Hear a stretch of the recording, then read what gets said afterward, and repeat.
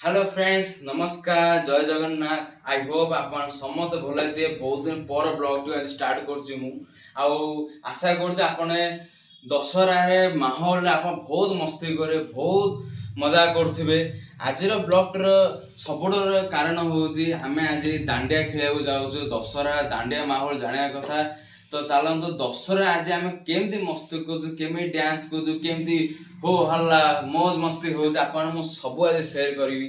तो फ्रेंड्स चलतु डेरी न करी आपन देखेबी दांडिया केमती होमर एठी बरहमपुर रे केमती कौन तार कल्चर केमती दशहरा।